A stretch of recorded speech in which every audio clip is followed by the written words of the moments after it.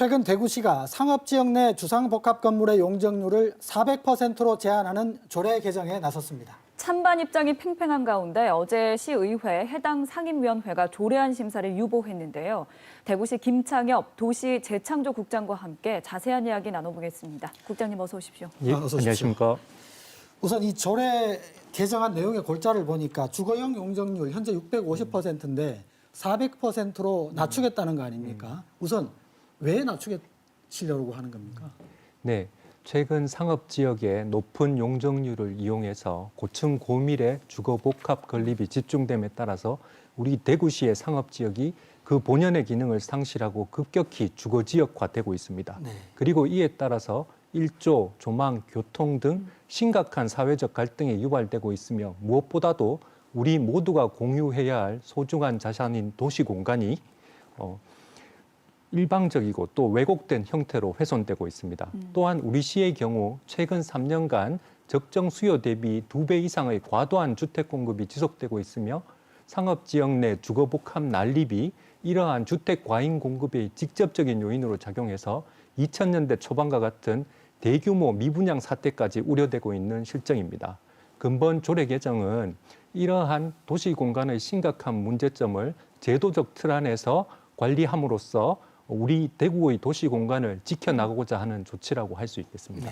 네, 그럼 용적률을 이렇게 제한하면 실제로 어떤 효과가 있는 겁니까?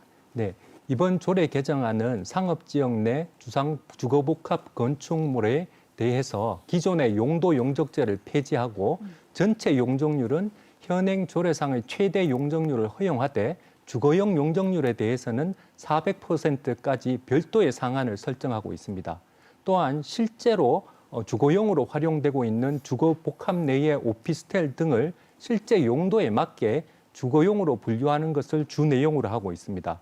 이러한 조례 개정이 이루어지게 된다면 상업지역 내 과도한 주거기능 도입을 적정 수준으로 관리할 수 있을 뿐만 아니라 동대구로 도심과 같이 실제로 상업시설의 수요가 많은 곳에서는 현재보다 더 고층 고밀의 개발이 허용되는 등 입지 특성에 맞는 보다 자율적인 높이 및 밀도 관리가 가능할 것이라고 저희는 판단하고 있습니다. 어제 대구시의회 해당 상임위에서 조례 개정안에 대한 심사를 했었어야 되는데 유보했지 않습니까? 네, 그렇습니다. 대구시 입장에서는 조금 안타까우셨을 것 같아요. 네. 어떻게 보셨는지요? 예, 어제 대구시의회 상임위에서는 보다 심도 있는 검토를 위해 조례 개정안에 대해서 일단 심사 유보 결정을 하셨습니다. 이는 조례 결정권을 가지고 있는 시의회의 고유 권한이라고 저희는 생각합니다. 다만 지금까지의 논의 과정에서 본 조례 개정의 취지와 필요성에 대해서는 시의회 차원에서도 이미 상당한 공감대가 형성돼 있다고 저희는 판단하고 있습니다. 그리고 무엇보다도 현재 이렇게 조례 개정이 논의되는 과정, 현 시점에서도 대구시 곳곳에서 상업지역 내 주거복합 건립으로 인한 다양한 문제점들이 계속되고 있다는 현실을 감안할 때 시의회에서도 심도 있는 검토를 거쳐 빠른 시일 내에 합리적인 결정을 내려주실 거라고 저희는 기대하고 있고 또 그렇게 요청해 나갈 계획입니다.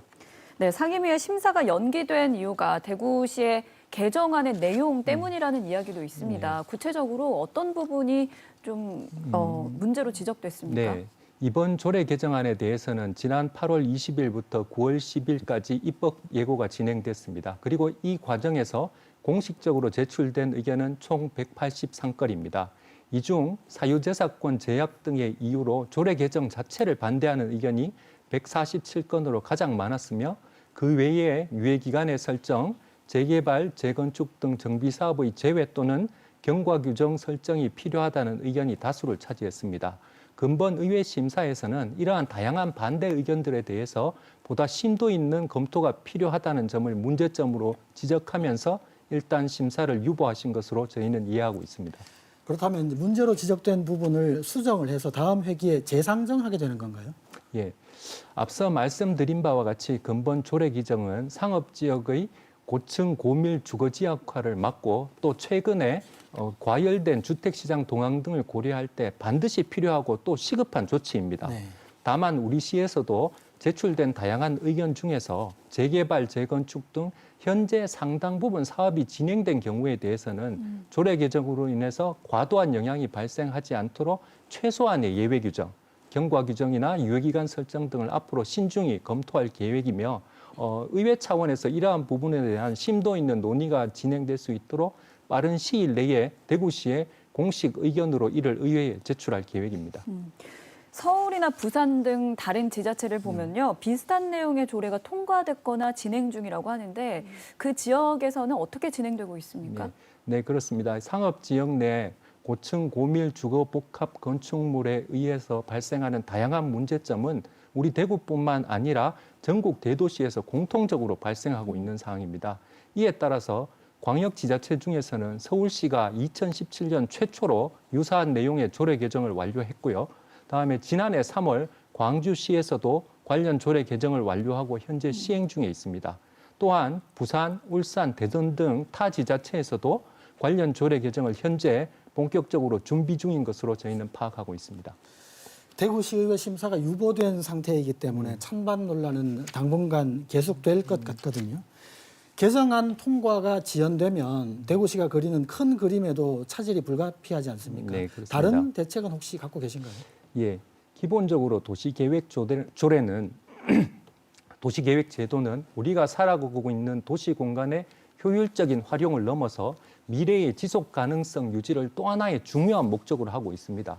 그리고 이를 위해서는 최소한의 공공성이 확보돼야 되고 이를 위해서는 당연히 사유재산권에 대한 일부 제약이 수반될 수밖에 없고 이에 따라서 지금과 같은 찬반 논란이 나타나고 있는 건 어찌 보면 당연한 사실이라고 생각합니다.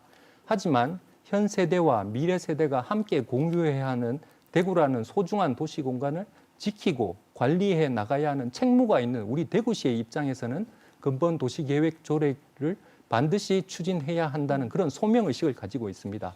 그리고 이러한 명확한 제도적 기반이 없이 현 시점에서 부분적이고 일시적인 대책을 논의하는 것은 결국은 그 실효성 측면에서 분명한 한계가 있다는 점을 다시 한번 말씀드리겠습니다. 네, 김창회 국장님 오늘 말씀 여기까지 듣겠습니다. 감사합니다. 네, 감사합니다.